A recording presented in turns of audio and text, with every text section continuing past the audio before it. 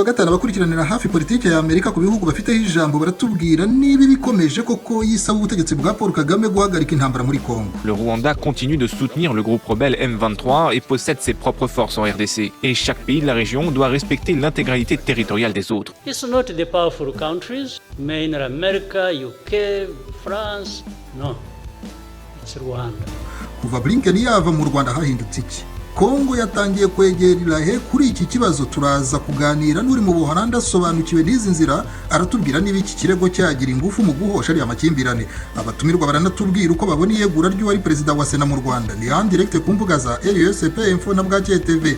Ni saa moya z'umugoroba i Paris na Bruxelles, saa 2 Kigali, ni ukuvuga saa 7 z'amanywa Washington ni Montreal. Mwese tubahaye ikaze.